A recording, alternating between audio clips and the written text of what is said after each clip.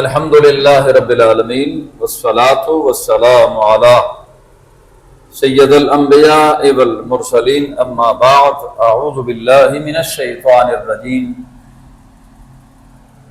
بسم اللہ الرحمن الرحیم لکم دینکم ولی دین صدق اللہ مولانا العظیم۔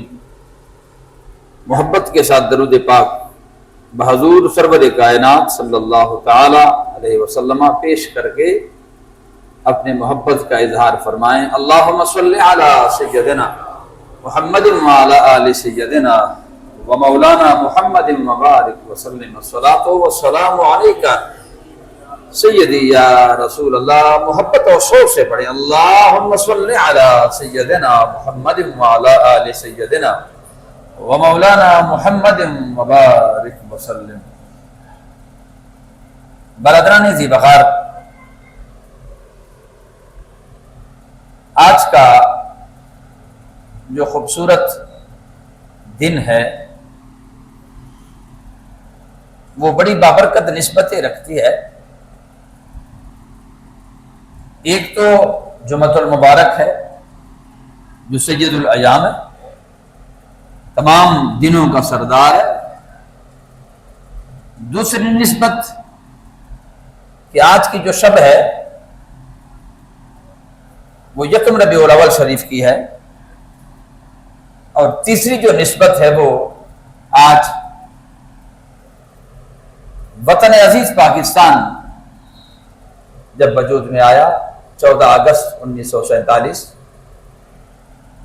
یہ خوبصورت دھرتی جو میرے اللہ کریم نے ہمیں نعمت کے طور پہ عطا فرمائی ہے، گو کہ ہم اس کی قدر نہ کر سکے، مگر نہ اس کے عزائم تو بڑے پاکیزہ تھے، پاکیزہ تھے بھی، پاکیزہ ہیں بھی۔ اناریوں کے ہاتھ چڑھ گیا جس کی وجہ سے آج بھی ذہنی طور پہ ہم غلام ہیں۔ غلامی کا مقصد یہ نہیں کہ کسی کے گلے میں رسی ہوتی ہے، یہ غلامی ہی ہوتی ہے کہ 14 اگست 1947 کو خطہ تو آزاد ہوا، زمین آزاد ہو گئی۔ بڑوں کا کام تھا یہ خوبصورت تحفہ ہمیں عطا کرنا، ان کی سٹرگل، ان کی کوشش، ان کی محنت، ان کی شہادتیں، ان کی قربانیاں، ان کے سہاگ لٹ گئے، بچے یتیم ہو گئے۔ معلوم نہیں ہمیں تو کہ یہ وطن عزیز پاکستان جب وجود میں آیا تو اس کے لیے کیا کیا قربانیاں ہوئی، اور یہ حقیقت ہے، اس میں کوئی شک نہیں کہ ہم اس وطن کی قدر نہ کر سکے۔ 1947 سے لے کر آج کے دن تک جو بھی اس دھرتی پہ آیا اور جو بھی اس مسند پہ بیٹھا وہ یہی ہمیں کہتا رہا اور ہمیں یہ بے وقوف بناتا رہا کہ میں پاکستان کو بچانے کے لیے آیا ہوں، میں نے پاکستان کو بچانا ہے، اور میری وجہ سے پاکستان کا نظام چل رہا ہے، اور میرے دل میں پاکستان کا درد ہے۔ پاکستان مقروض ہوا، بہنوں کے سہاگ لٹ گئے، لوگ دربدر ہو گئے۔ کچھ چند خاندان ہیں جو پلتے ہیں اس ملک میں، ان کے لیے یہ ملک صرف قبرستان ہے۔ ان کی جائیدادیں باہر، ان کی فیکٹریاں باہر، ان کے جزیرے باہر، ان کے پیسے باہر، ان کے بیگ بھرے ہوئے پیسوں سے مرتے ہیں تو قبرستان پاکستان ہے ان کے لیے۔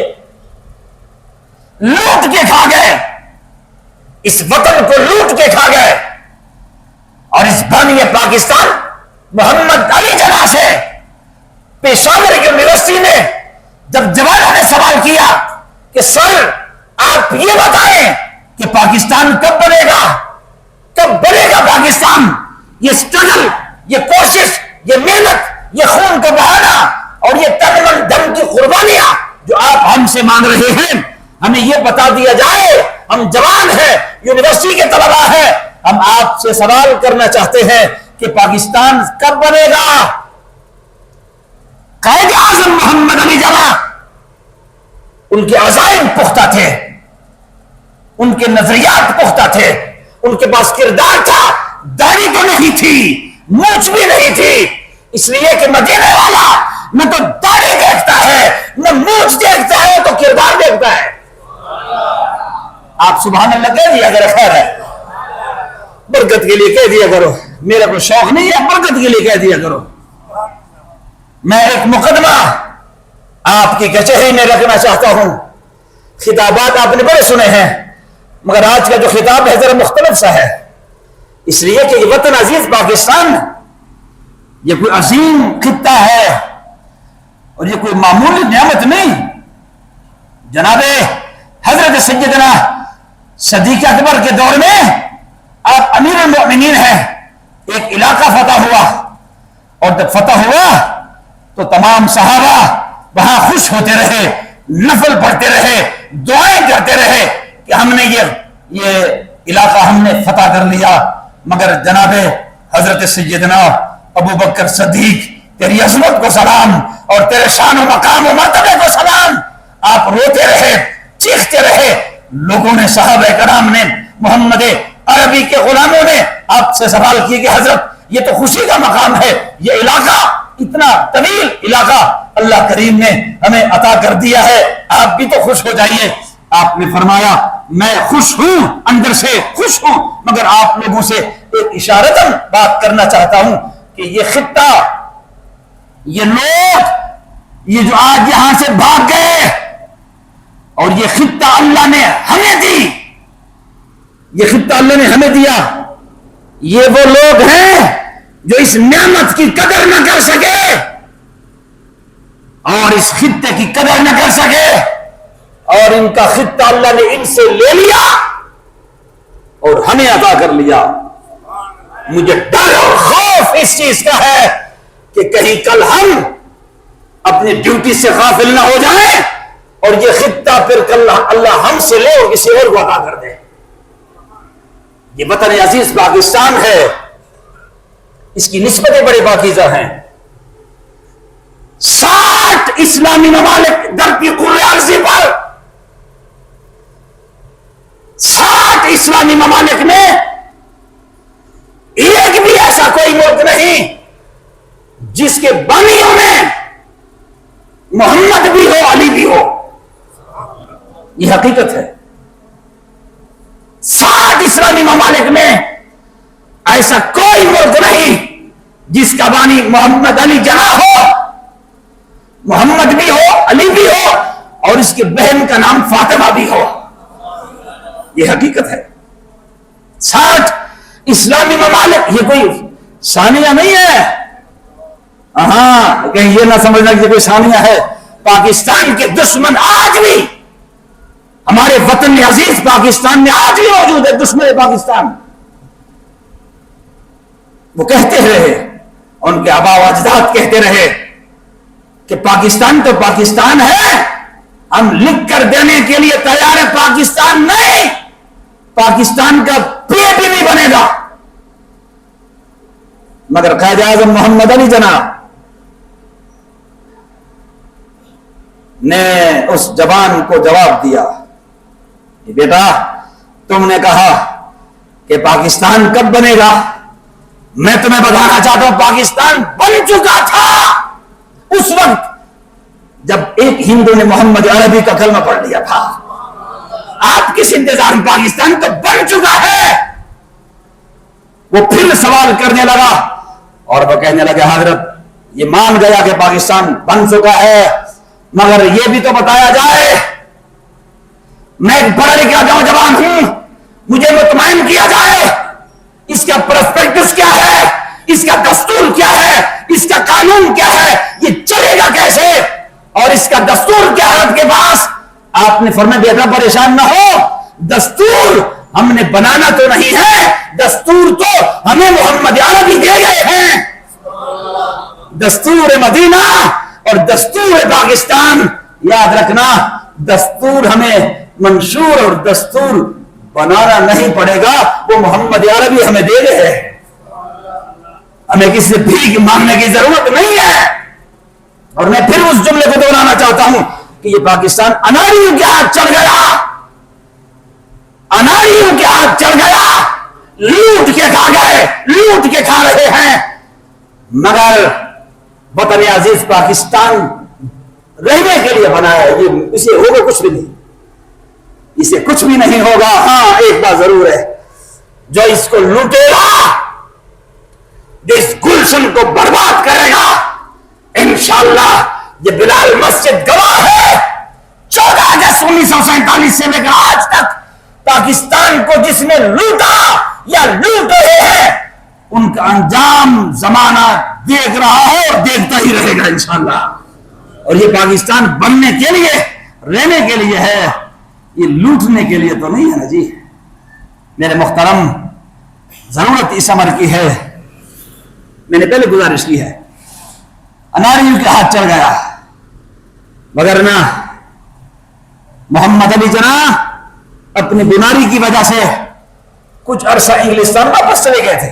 آپ پڑھے لکھے لوگ ہیں, تاریخ کے طالب علم ہیں, آپ جانتے ہیں کہ اپنی بیماری, ٹی بی کی بیماری تھی آپ کو, اور ٹی بی کی بیماری کی وجہ سے بیماری بڑھ گئی اور وہاں پر انگلستان چلے گئے.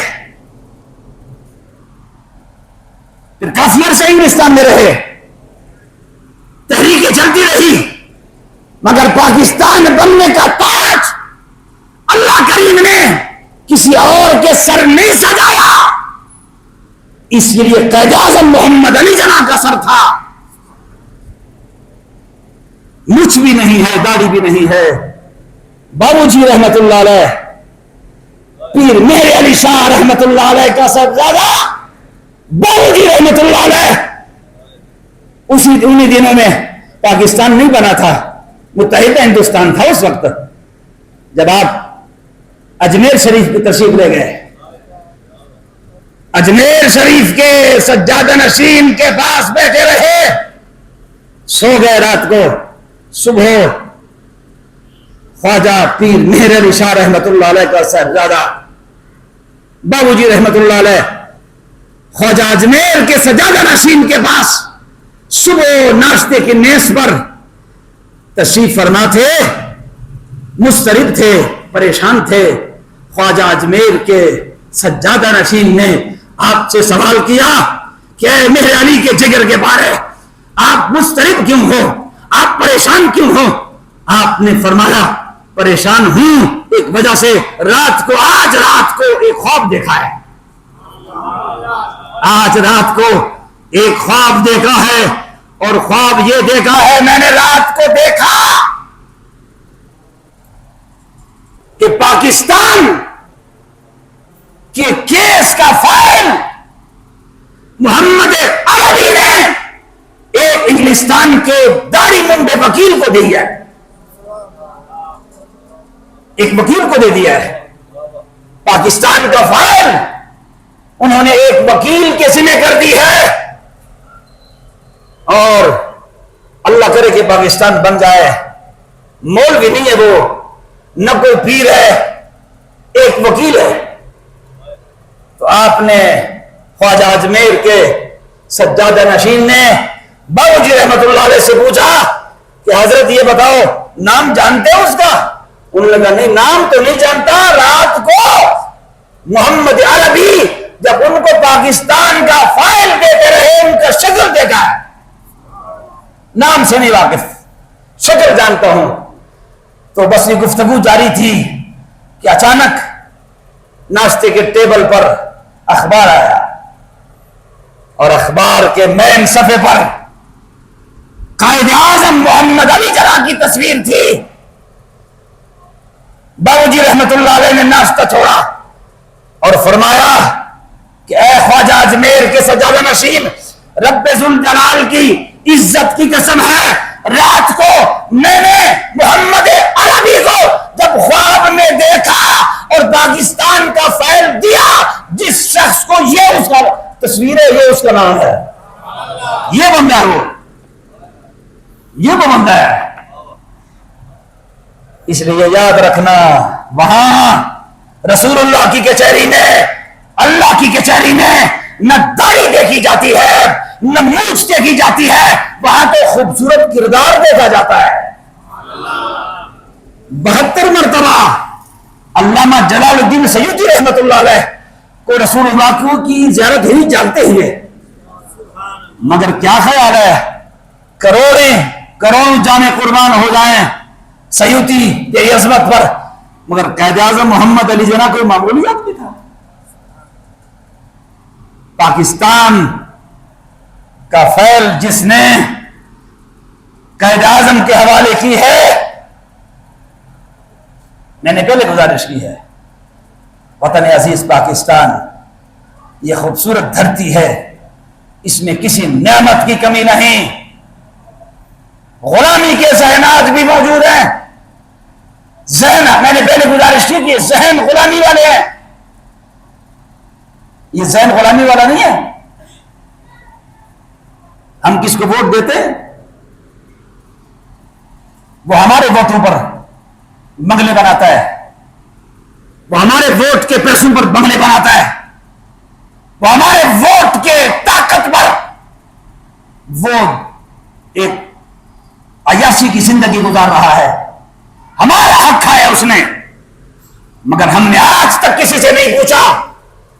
5 سال کے بعد پھر جب وہ اللہ کا بندہ آتا ہے نا، پھر ہم کیا کرتے ہیں؟ مردہ آباد اور زندہ آباد۔ جرأت ہمارے اندر ختم ہو گئی ہے، ہم اپنا حق کسی سے چھین نہیں سکتے۔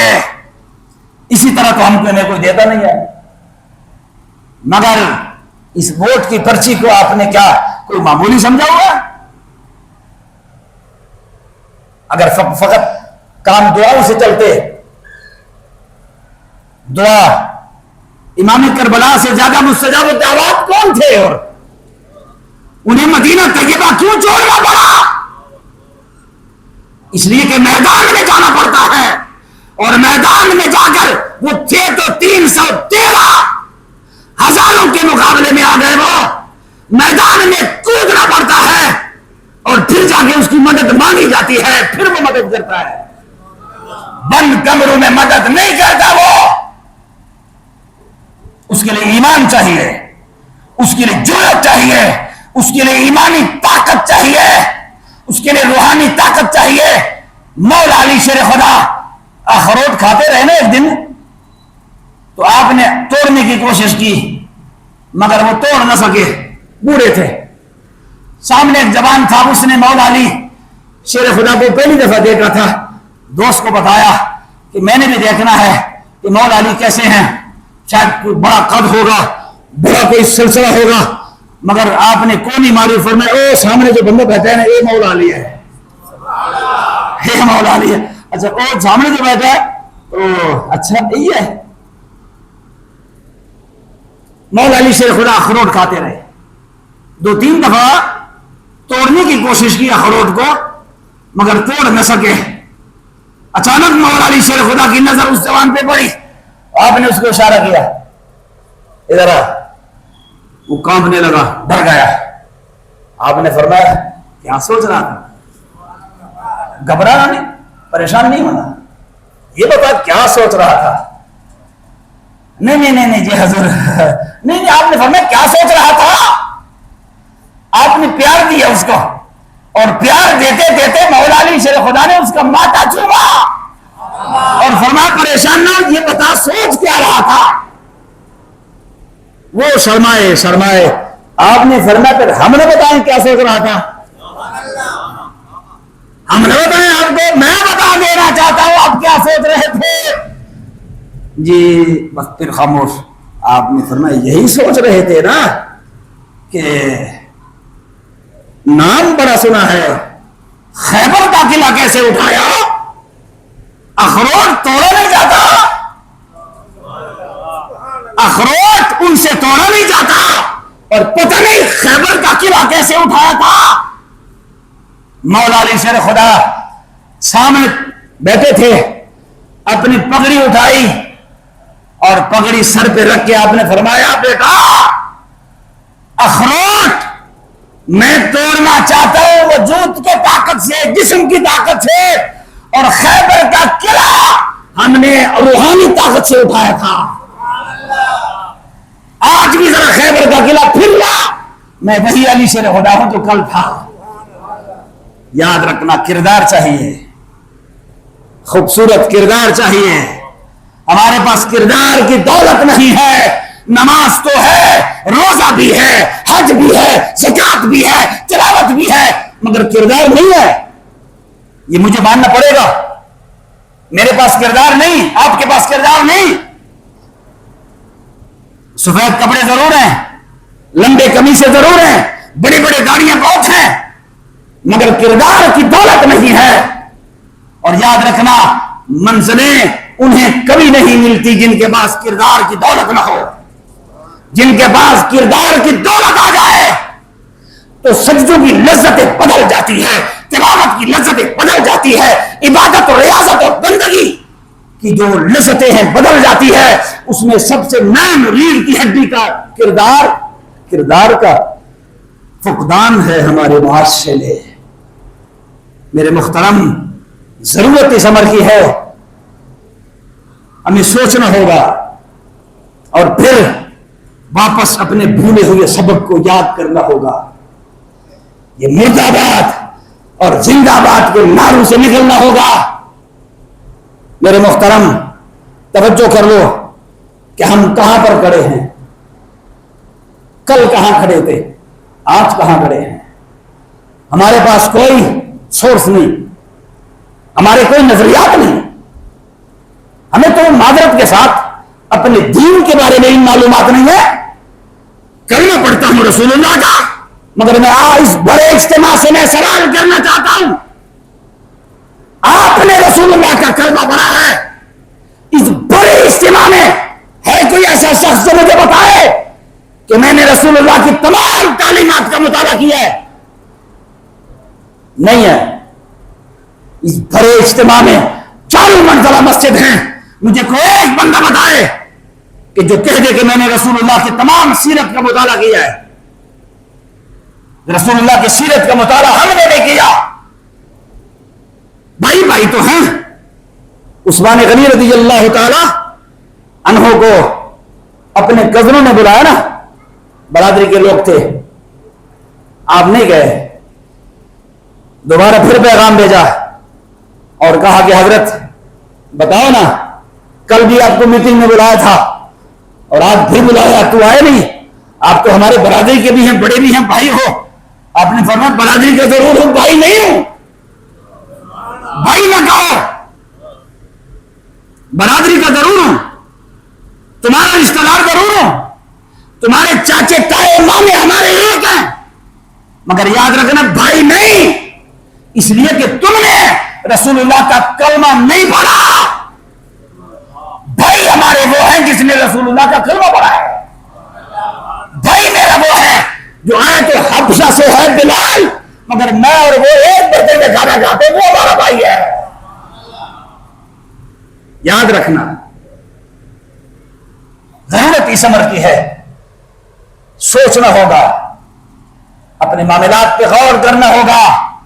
نمازوں کی گنتیاں کرنے والے اپنا کردار درست کر لے، اپنے معاملات درست کر لو، اپنی جلوتیں درست کر لو، اپنی خلوتیں درست کر لو، اپنے معاملات درست کر لو.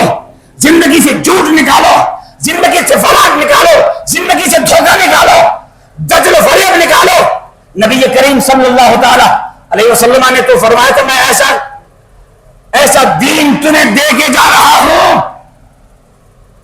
کہ ہیرا سے خاتون نکلے گی تنے تنہائی میں اور مدینہ طیبہ آئے گی، مگر مجھے رب ذوالجلال کی عزت کی قسم ہے کہ وہ عورت جو ہیرا سے آئے گی مدینہ طیبہ، مگر اکیلی ہوگی اور کسی کی جرأت نہیں ہوگی کہ اس کی طرف میلی آنکھ سے کوئی دیکھے.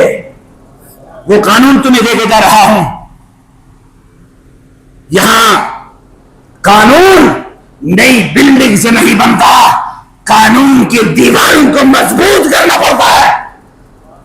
آپ کے قانون کے دیواریں تو خوبصورت ہے اور اس میں عدل نہیں ہے، اس میں انصاف نہیں ہے. اور جس معاشرے میں عدل نہ ہو، انصاف نہ ہو، وہاں 40 سال 70 سال 80 سال ہو جاتے ہیں مگر زندہ باد اور مرد آباد کے نعرے ختم نہیں ہوتے.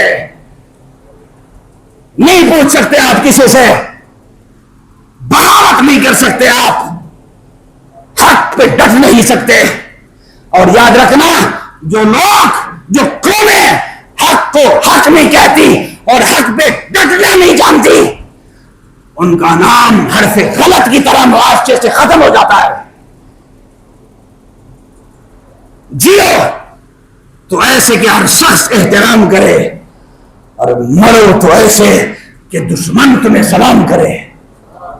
جیو ایسے، جیو تو ایسے کہ ہر شخص احترام کرے، اور مرو تو ایسے کہ دشمن تمہیں سلام کرے. کیوں؟ تو سوچو ذرا، اس معاملات پہ بلال نے بھی یہی کہا تھا، حضرت بلال نے یہی کہا تھا کہ ہم سب کچھ چھوڑ گئے، ہم سب کچھ چھوڑ کے آ گئے مگر رسول اللہ کے دامن سے وابستہ ہو گئے ہیں. ہم کٹ تو سکتے ہیں، مر سکتے ہیں، مگر رسول اللہ کا دامن چھوڑ نہیں سکتے. حضرات، وقت ختم ہوا، میری بات ختم ہے. دعا کرو رب ذوالجلال اس خطہ پاکستان کی ہم سب کو قدر کرنے کی توفیق عطا فرمائے، اور دعا یہ بھی کرو کہ خدا کریم ہمیں اچھے اور نیک حکمران عطا فرمائے. کہہ دو آمین. اس بڑے اجتماع میں کوئی تو ایسا ہوگا نا کہ جس کی آمین خدا کی بارگاہ میں اتنی مقبول ہوگی، اللہ پاکستان کی تقدیر کو بدل دے، اللہ پاکستان کی حفاظت فرما دے. اللہ کریم پاکستان کے لیے جو درد رکھتے ہیں، جو ایمان قوت رکھتے ہیں، اللہ ان کی بھی حفاظت فرما. ہمارے جو ادارے ہیں اور جو بھی پاکستان کے لیے اچھے خیر خواہ ہیں، ان کے لیے بھی دعا کرو، خدا ان کو ہمت دے، حوصلہ دے کہ وہ پاکستان کی حفاظت کر سکے. اللہ کریم ہم سب کو عمل کرنے کی توفیق عطا فرمائے. السلام علیکم ورحمۃ اللہ وبرکاتہ.